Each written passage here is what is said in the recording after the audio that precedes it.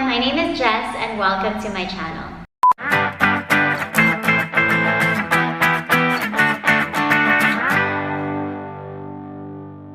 So today I'm going to be sharing with you what goes on behind a live hosting, and I'm also going to be sharing some tips at the end of this video of the things that I learned in my first live hosting experience.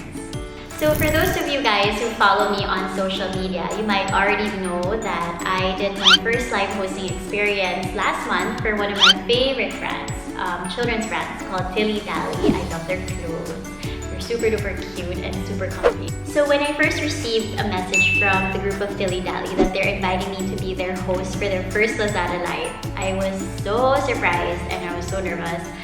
And I was like, why did they choose me of all the people? I haven't done this for more than 10 years. Of course, I felt very flattered. And then I realized, I should change my mindset into a mindset of gratitude. So ever since I changed my mindset, I changed my whole attitude, and it helped me prepare better. So this hosting is not my very first hosting per se, because I used to do a lot of hosting growing up. I hosted the children's show called 5 and Up when I was about 12 to 15. If you're in my age bracket, you probably know that show. After that, I did a lot of commercials, so it exposed me to a lot of hosting gigs. But in terms of online, this is the first time. And I haven't hosted for 10 years, so this feels super brand new to me. So that's why I want to share with you this experience and the things that I learned that made it successful. Thank you, Lord. Since pandemic started, everything has shifted online. Everything is done online, right? Shopping is done online. Even groceries are done online. People shop in Lazada, Shopee, Facebook, Instagram. They even do live selling. So a lot of you guys might be wondering what goes on behind it, or some of you guys might be considering doing live hosting yourselves. So today I'm going to be sharing with you 8 things that I learned to make your live hosting experience a better one. Tip number 1, get to know the brand. I think this is the most important of all the tips that I'm going to be sharing with you. It's really important for you to know what you are representing or what you are hosting, if you want to be credible and if you want your consumers to get to know it better. Before we had our live hosting, I had a meeting with a group of Tilly Dally, and I was able to ask my questions. It's good to ask as many questions as you can, and also read the materials that they send you. Usually they would send you materials of the story behind the brand, or things like pointers of things to remember. So really read them and review them. I studied them well and actually tried the product. And then also ask them what they expect from you, so you know how to deliver the job better. Tip number 2, practice makes perfect.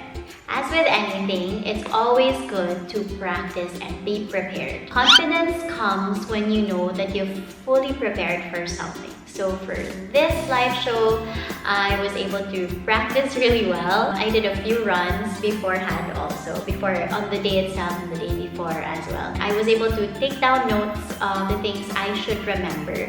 So whenever I want to remember something, I try to write it down. I do a summary of whatever I'm supposed to do, and it helps retain the information better in my mind. Tip number 3, prepare a nice setup and lighting. So since this is online, your stage is actually going to be your backdrop and this small space over here. So you have to make sure that everything looks nice on camera. So for this live, I had to move around the house and bring my camera and my setup with me, including the table that I was going to use. And I had to check every area at the time that the hosting was going to happen. Since the hosting was going to happen at 6 in the evening, I had to check, and I was going to rely on indoor lighting, so I had to really do it at 6 o'clock. I had to make sure that I had proper lighting for the consumers to be able to see the products better and the details better.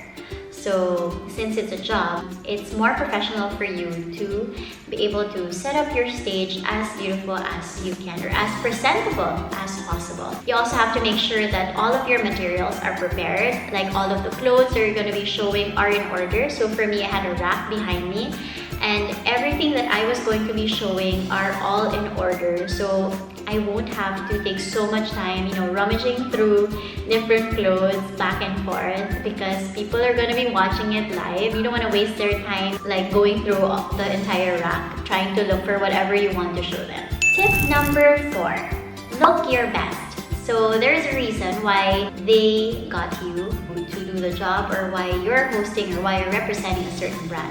As they say, people care about people who care about themselves. So if you show up prepared and you look nice, you're gonna be giving that vibe to the people who will be watching you. So they're also gonna be excited about whatever you'll be selling. For the longest time, I haven't been putting on makeup and dolling up my hair, but for this one, I made an effort in fixing my hair and doing my makeup. Tip number 5, which is also connected to tip number 4, smile and be happy. So it's really important for you to exhibit positive energy, because your audience would feel what you feel. So if you're happy, they're also more or less gonna be happy, and they're gonna be happily shopping. Tip number 6, showcase the products as best as you can. So I mentioned earlier that you prepare the products beforehand.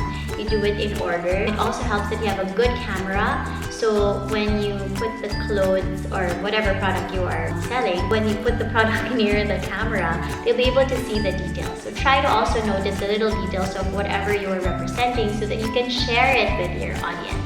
Tip number 7, engage with your audience. So it's not going to be like a monologue. It helps for you to always, like, every now and then engage your audience by asking them, hey, how are you guys? How are you guys so far? Or which one's your favorite so far? Like, ask questions so that they'll be involved. And then if you notice people coming in, you welcome them. You always make sure that they will feel important. Your audience will feel important and will feel engaged, so that you can hold their attention from the beginning until the end of the whole session. And my last tip number 8, involve the people you love. So this was a very happy experience for me, because I was able to involve people around me that I truly love. So I was able to involve both my kids. They became instant models for that day. They were able to model the clothes. I was able to involve my husband, who I spoke with beforehand, and who really supported me and helped me, because he was the one who prepared the kids, and he was the one who brought the kids in and ganyan, and really talked to them to prepare them, and to tell them what's going to happen, ganyan. So he was really prepared. And my angels in the house, my assistant, she was part of it. The angels in the house were all part of it.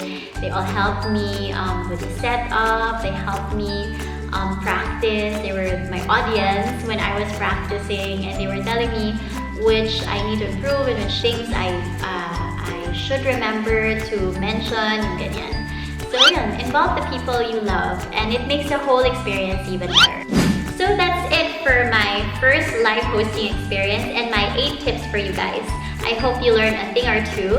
If you have any questions, you can contact me on my Instagram account at Jessie_gal, or you can comment it on this video.